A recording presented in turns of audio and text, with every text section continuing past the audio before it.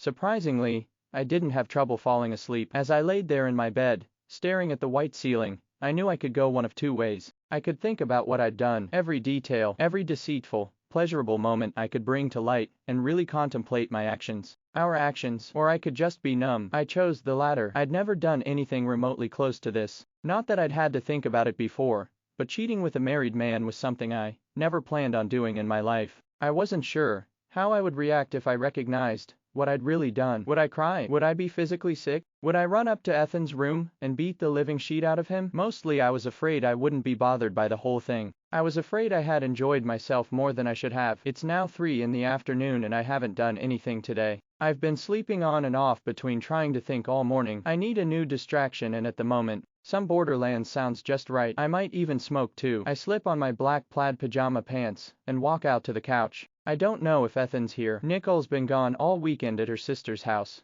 planning for some wedding or something, and I know she'll be back tonight in time to work. Nicole's an overnight nurse for an emergency room at a hospital downtown. Hence the reason Ethan and I usually end up smoking at night together. She'll join us every now and then though. I sit and pull out this box controller, TV remote, and the intricately carved wood box that holds mine and Ethan's paraphernalia from the cupboard under the coffee table. As the electronics boot, I load some green into the glass and snag a lighter before putting the box on the floor at my feet. I'm halfway through my bowl, feeling rather stoned and killing skags, when I hear someone come home upstairs. I pause the game and listen as they walk through the kitchen. I can't tell if it's Nicole or Ethan, and I quickly decide I'm not ready to see either of them. I save my game and take one last hit when I hear someone walking down the stairs. "What's up?" Ethan asks and takes his usual seat in the chair. "Not fast enough." "Not much," I reply, looking down at the glass in my hands. "You want this?" I offer him the pipe and look up at his face. He's grinning. "Yeah." He takes the piece and lights it while I take a long glance at him. He really is a good-looking guy. Dark lashes frame his dark hazel eyes, strong jaw,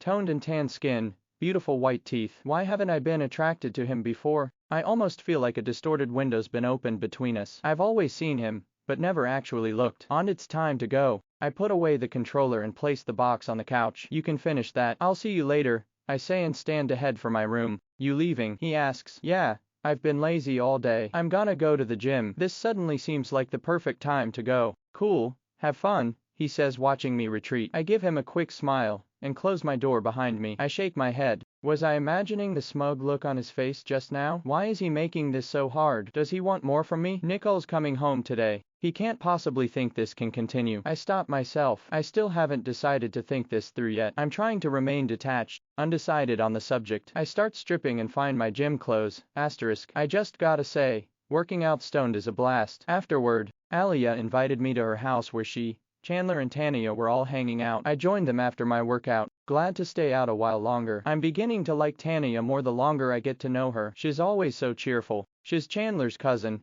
just moved out here after a couple years in college on the East Coast. Sweet girl, very pretty. It's just after 8 p.m. when I arrive home. Nicole's car isn't here, so I take her spot in the driveway. I groan as I climb out of the driver's seat. Leg day's going to feel even better tomorrow. I walk inside and meet Ethan in the kitchen. "Hey," he greets me. I set my bag on the counter and pull a water from the fridge. "What's up?" I reply, and take a drink. I hear him move, then he's right at my side. "I'm smoking downstairs. Come join me," he says. That sounded like a command, and now I'm forcing down the rising butterflies. Well shit, I need to go that direction eventually, so I snag my bag and head to the stairs. I see the back of his head, full of dark hair, above the back of the chair. I sigh heavily and walk into the room. My bag and I drop at the same time into a spot on the couch. I lean forward to pull the tie from my head, and the long dark locks drop down my back. I run my hands through my thick brown hair, and finally turn to Ethan. Of course he's looking at me. Has he looked anywhere else in the last week?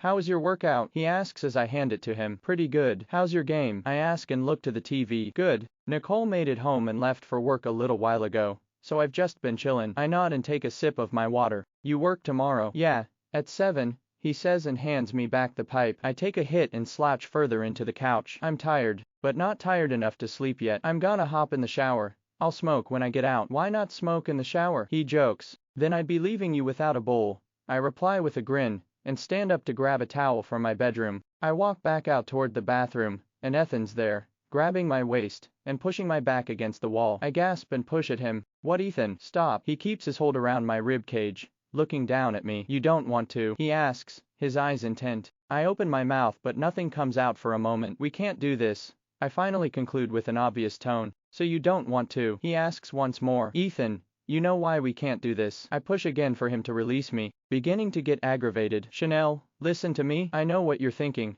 okay? I've been thinking the same thing. I know what I did was wrong. I feel just as bad as you do, if not worse. But after what happened last night, after seeing you like that, he leans slightly closer. I need more, he says bluntly. I can't even begin to think of how to respond. My mind, like my expression, is like ice, frozen, as his last words repeat in my head. Tell me you don't want this and I'll stop. I know what doing this again would mean. I would be the worst kind of person, but it wouldn't be the truth. Facing it now, I know I want more. Tell me you don't want me, and I'll leave you alone, he says with more authority, waiting for an answer. But deep down I know he knows I want more. My eyes finally look up to meet his, and he flashes a white smile before kissing me hard. And I kiss him back. What do you want, Chanel? He asks. This, I reply, pulling him closer. Can you guess what happens next? You're gorgeous, Chanel, he says, and I roll my eyes. I'm serious. You're beautiful. Are you flirting with me? I ask facetiously. Maybe, he says, and I smile. I'm so tired, I say. Ethan steps out. I start walking into my room, but he grabs my elbow. Good night, Ethan, I whisper. Good night, Chanel. He releases me, and watches me as I shut the door. I dress in a t-shirt, and lay on my bed. Before, when I laid in this very spot, I decided not to think about anything specifically. This time, I replay it all in my head over and over. I cheated with a married man. I'm definitely going to hell. Still, a part of me is reeling from the thought of how easy it all was. Like we're two puzzle pieces that fit together all too well. I'm beyond relaxed as I think about every move we both made. I fall into a restless sleep,